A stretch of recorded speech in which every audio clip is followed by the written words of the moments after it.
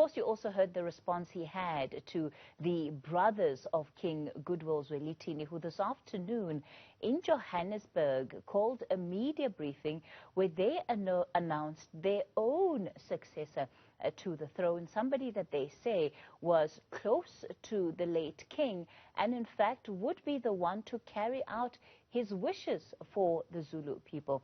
Our reporter Tumaole Mohlaoli is the one that is tracking that story for us. In fact, he is live with Prince Mbonisi tonight. Tumaole, of course, we heard from Prince Mangosuthu Buthelezi there. He certainly is not mincing his words in terms of what he makes of this media briefing that was held this afternoon.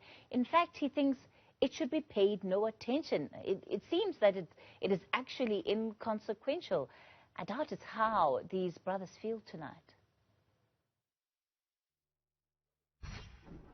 Well, certainly, Kathy, in terms of what Prince Mangosuthu Buthelezi, the Prime Minister of course, the late King Zwelithini, he is saying that these press briefings are just basically set to disrupt or try to distract from the process of the ascension properly to the throne of course, King Zulu, Zulu. And he says that this is something that he is not very, very impressed with, and something that he's not supporting. But alternatively, of course, the press briefing that was held here in northern Johannesburg, that was led by my guest now, who would be Prince Mbonisi Zulu. Also, the three princes there also putting, of course, their side of the story forward, saying that they believe that these processes that are underway now are something that are disrespectful to the Zulu royal family, because they were not consulted, them being, of course, the blood brothers of the late King Zwelithini. But let's speak to, of course, Prince Mbonisi Zulu. Prince Mbonisi, thank you very much for speaking to us on Newzroom Afrika.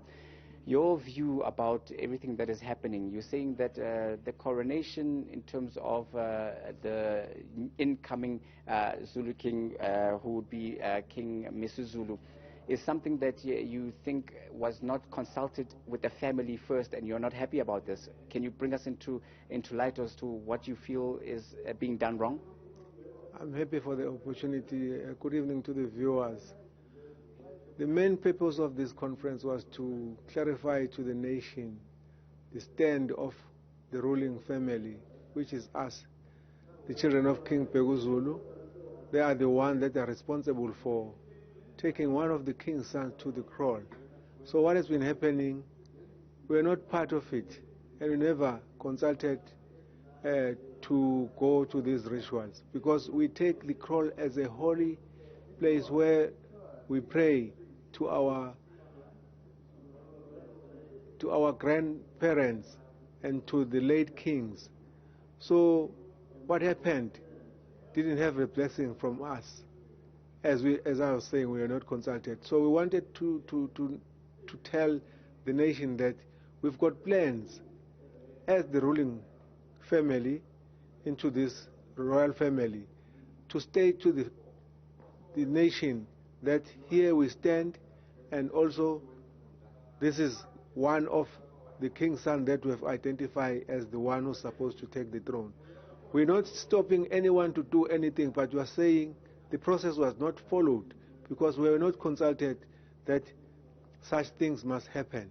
We need to bless the king that will be on the throne as the fathers of their brothers' children.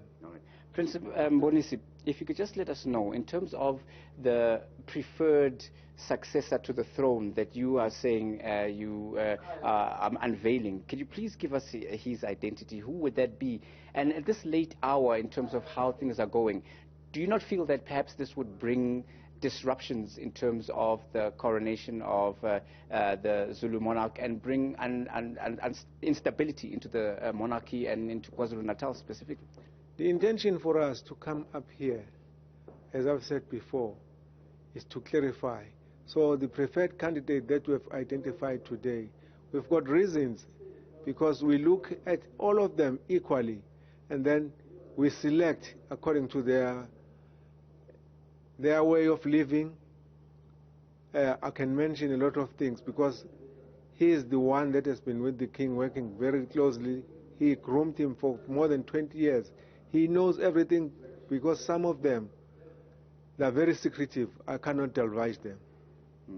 But it seems when one looks back into the chronology of events, there was, of course, that will that was brought forward, a will that was contested and has been a source of contention in the courts, which names Mr. Zulu as the heir apparent to the throne. And, of course, there are processes that are going to be undertaken at the weekend, at this late hour, naming another successor. And if you could please just give us his name. How will this then, bring unity and bring continuity into the monarchy? I would say, the late king wanted us to be united. So we cannot come in and say we prefer this one because of 1, 2, 3. Because now we are talking about the signatory. Our concern is that the fact that is in court. So we cannot talk about it because it's still on. Most of the members of the family, they feel that that signature was forged. Do you, as the brothers of the late former king, also feel that that signature was forged? Well, I wouldn't say that because I'm not an expert, but when the expert tells you that this is not what looks like the king's signature, so we cannot be happy with it. What does this mean for the unity of the royal family? When you bring forward another preferred successor from your side as the brothers of the late King Goodwill Zwelithini, doesn't this speak to divisions that could be sown within the royal family at this late hour? And those divisions, what will they do to the people on the ground, to the Zulu nation itself? We are planning to inform the nation about our intention because the aim is not to divide the Zulu nation, the Zulu royal family. Our aim is to bring us together because the preferred one has to be agreed upon by the whole family. But as the ruling family, we have identified him because of his qualities, because of certain things that some of them, they don't know. In terms of these qualities, there were some very strong words that were put together by the other princes and yourselves in terms of the criticisms that you have put forward against the incumbent. By the incumbent, I mean Prince Mrs. Zulu. What are those key challenges or key aspects that they are not happy with these personalities? What I can say to you is that most of the king's sons, they know one another. They know their differences. They know how they behave. So one could get a lot of things amongst them when we're sitting down together to discuss my brother or my sister. This is the way I look at it. We are trying to make this family to be united. On the issue of the statement that was made that in terms of the lineage and the royal blood, that perhaps the fact that Prince or the heir incumbent, that would be Mr. Zulu, King Mr. Zulu, that he would come from Swazi lineage, and that is not quite satisfactory in terms of your view of things. You made the example that you can't bring Princess Diana or someone from outside to come in and then have an heir to the Zulu throne. Don't you think this will just only cause further hurt and further disruptions and divisions within the family? As I said before, when the king expanded his family by getting married, he consulted with the Amakosi and his family. They will assist the king.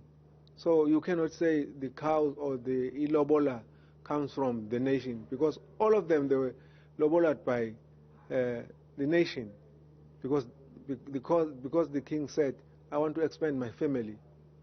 It's their responsibility, it's the responsibility for the nation to assist the king, not only one person. So if it's the responsibility for the nation to assist the king, what about the tradition? And perhaps you could also assist to enlighten those of us who don't understand isiZulu culture. The tradition that perhaps the male heir, the firstborn male heir in the royal family or the royal household should be the one to ascend to the throne. And does this mean that, you know, the incumbent, which would be Mrs. Zulu, would not necessarily be that particular heir? Or does it not necessarily depend on the sex of the incumbent or the sex of the heir? We take the king's son as equal as they were born by one man, which was the king. So we treat them equally. There is no preference. So what we are trying to do is to bring them together, as I've said before, so that whatever matters that arises within the family, we are one. That is our intention. All right. No, we'll have to leave it there. Thank you very much for bringing us into your confidence there. That was Prince Mbonisi Zulu. Just trying to clarify the issues as far as, of course, the brothers, the princes, the brothers of the late King Goodwill Zwelithini Zulu, and on the issue of succession and the contentious issue of the ascension to the throne of course, the heir incumbent. And he is just clarifying what the family's position is all about. And what came out of the press conference as well was the issue of consultation of the late King Goodwill Zwelithini's brothers in terms of the cultural practices and what needs to happen, despite what is happening on the sidelines in terms of all the court challenges.